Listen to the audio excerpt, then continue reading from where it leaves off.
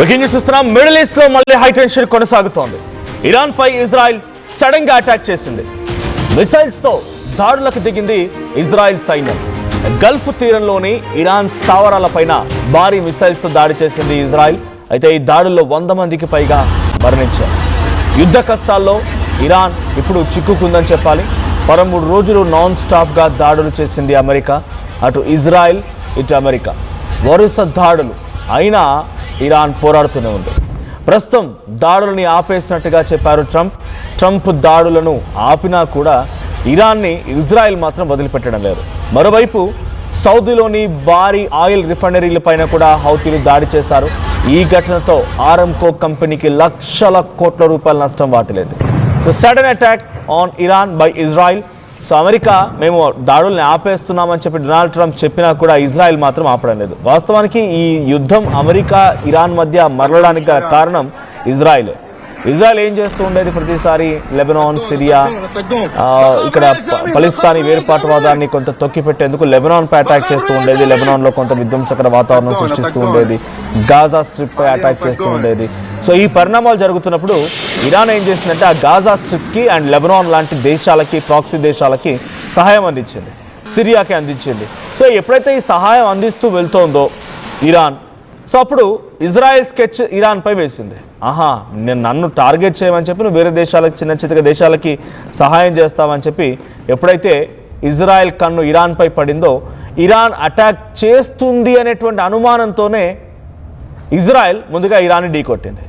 దీనికి ప్రతీకార దాడిలో భాగంగా ఇరాన్ కూడా కాస్త మొదట యుద్ధం ఎలా మొదలైంది అంటే ఇజ్రాయెల్ ఇరాన్పై అటాక్ చేసింది. ఆ తర్వాత ఇరాన్ రియాక్ట్ అవ్వడం మొదలుపెట్టి ఇజ్రాయెల్పై అటాక్ చేస్తూ ఉంటే తమకున్నటువంటి ఐరన్ డోమ్ శక్తితో కొన్నిటిని సమర్థవంతంగా అడ్డుకునే ప్రయత్నం చేసినప్పటికీ కొన్ని మాత్రం ఇజ్రాయెల్లోని టెల్ అవీవ్ ప్రాంతంలో కానీ, జెరూసలేం లాంటి ప్రాంతాల్లో కానీ కొన్ని కీలకమైన ఎయిర్పోర్ట్లు, ఇన్ఫ్రాస్ట్రక్చర్పై కానీ బ్లాస్ట్ అయిపోయి చాలా తీవ్రంగా ఇజ్రాయెల్ కూడా కొంత నష్టపోయింది. సో ఇలా సుమారుగా వారం 10 రోజులుగా జరుగుతున్నటువంటి యుద్ధ పరిణామాల్లో డొనాల్డ్ ట్రంప్ కూడా పలుమార్లు ఊరికనే 2 దేశాలని హెచ్చరించి మీరు ఆగిపోండి అని చెప్పుకొచ్చాడు. కానీ ఆ తర్వాత ఏ దేశమూ ఆగలేదు. డైరెక్ట్గా అమెరికాని రంగంలోకి దిగి అమెరికాని మళ్ళీ ఇజ్రాయెల్కి సపోర్టుగా ఇరాన్పై యుద్ధం చేయాల్సిన పరిస్థితి వచ్చింది. సో అలా మొదలైంది 2025 జూన్లో నుంచి ఈ యుద్ధం. ఆ తర్వాత 12 రోజుల పాటుగా వార్ జరిగింది. 12 రోజుల తర్వాత మళ్ళీ యుద్ధం ముగిసింది. ఇక మళ్ళీ మొదలైంది 2026 ఫిబ్రవరి 28న. మొదటిసారి అమెరికా, ఇజ్రాయెల్ డైరెక్ట్గా Ali Khamenei, Iran supreme leader Ali ఖమేనీని సుమారుగా కొన్ని దశాబ్దాల పాటుగా 4 దశాబ్దాలకు పైగా ఇరాన్ దేశానికి సుప్రీం లీడర్గా ఉన్నటువంటి అలీ ఖమేనీ టార్గెట్ చేసి కొడితే దెబ్బకు అదే రోజుకి చచ్చిపోయాడు ఆయన. He's dead, he's no more. అంతక్రియలు కూడా పూర్తయిపోయాయి మొన్నే ఫిబ్రవరి 28 నేను చెప్తోంది.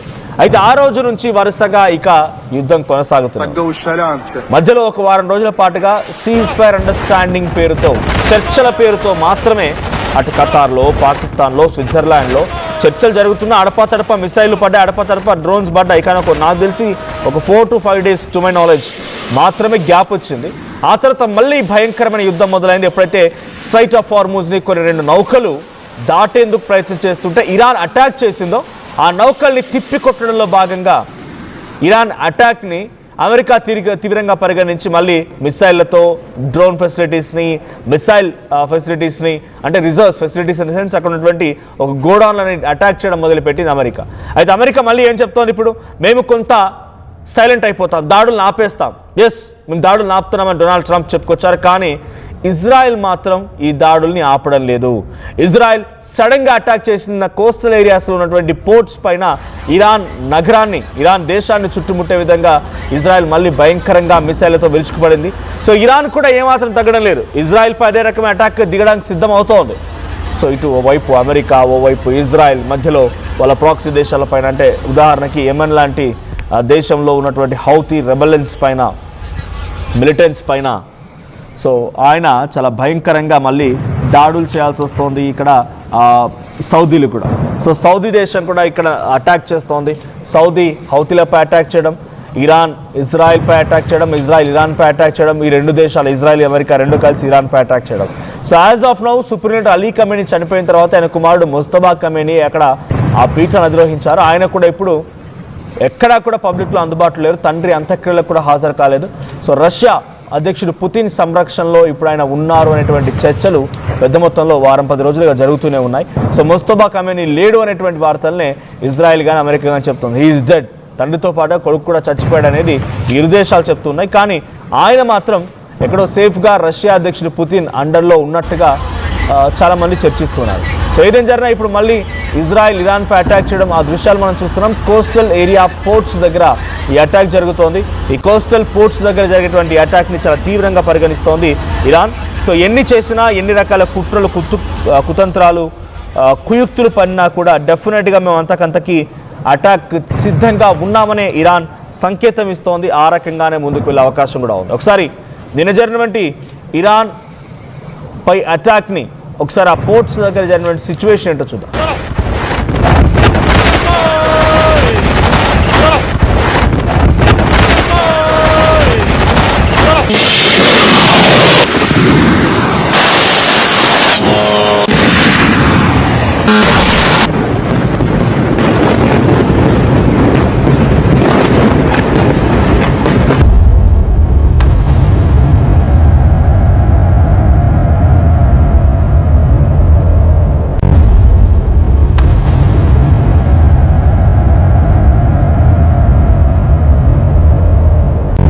طقوا السلام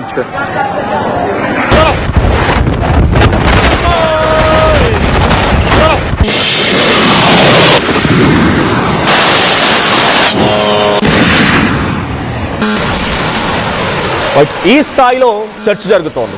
ఇరాన్పై ఇజ్రాయెల్ ఇంకా సడన్గా అటాక్ చేయడమే కాదు, ఇంకా భయంకరంగా కూడా దాడులు చేస్తామని ఇజ్రాయెల్ చెప్తోంది. బికాజ్ లెబనాన్ నుంచి వారికి పూర్తిగా ఒక థ్రెట్ ఉంది ఇజ్రాయెల్కి. సో లెబనాన్కి ఆయుధాలను సమకూరుస్తోంది ఇరాన్. ఇది డైరెక్ట్గా ఓపెన్ సీక్రెట్. చాలా రోజులుగా ప్రపంచవ్యాప్తంగా జరుగుతున్న చర్చ, ముఖ్యంగా ఇజ్రాయెల్ దీన్ని పదే గంటాపదంగా చెప్తారు. సో ఎప్పుడైతే లెబనాన్కి ఆయుధాలు అంతాయో, లెబనాన్ ఏం చేస్తుందంటే నార్థన్ పార్ట్ ఆఫ్ ఇజ్రాయెల్కి, అంటే వాళ్ళకి లెబనాన్కి సౌతర్న్ వర్డ్స్లో ఉన్నటువంటి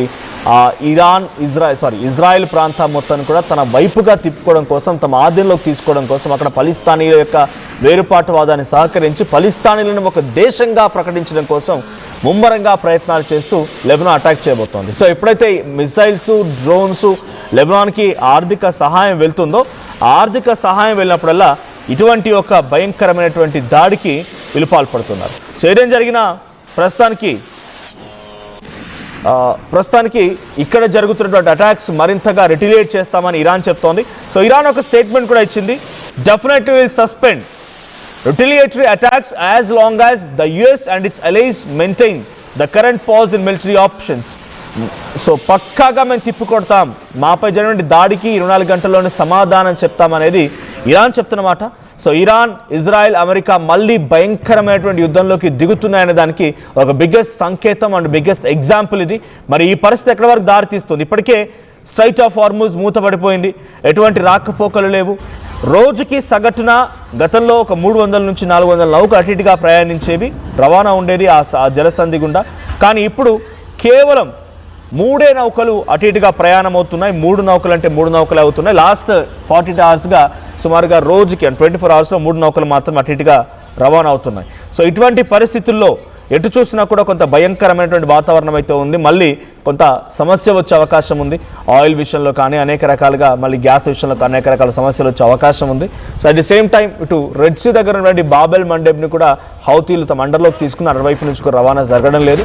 సో ఇజ్రాయెల్ ఎంత ఎక్కువగా ఇరాన్పై అటాక్ చేస్తే ప్రపంచ దేశాలు అంత ఎక్కువగా ఇబ్బంది పడాల్సి వస్తుంది. ఇరాన్ అటాక్ చేయడం పక్కన పెడితే మనకు రావాల్సినటువంటి ఆయిల్ మాత్రం కొంత కంట్రోల్ చేస్తుంది స్ట్రైట్ ఆఫ్ హార్ముజ్ దగ్గర ఇరాన్. కాబట్టి అంతే భయంకరమైనటువంటి వాతావరణం ప్రపంచ దేశాలని కూడా చవి చూడబోతుంది.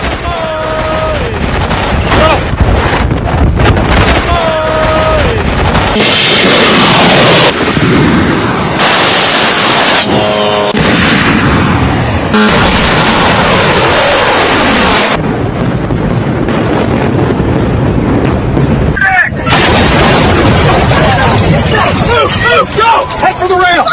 Keep going! Keep coming! Stand overboard! He's in the water! Throw a ring now! On it! Tournament కి ముందు పెయింట్ ఎలా చేస్తాం?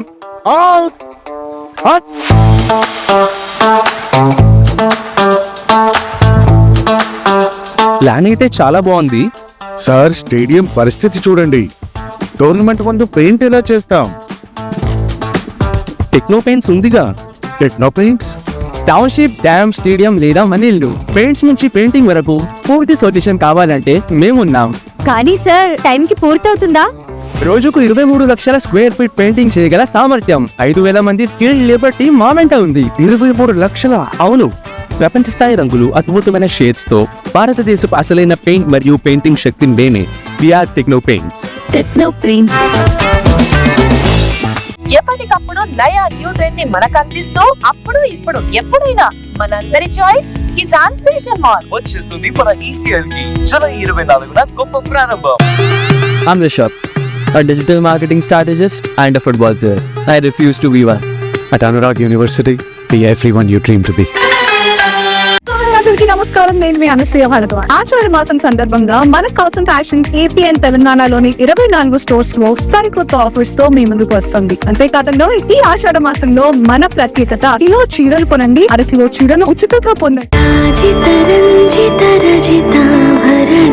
Pure in its form with grace made noble.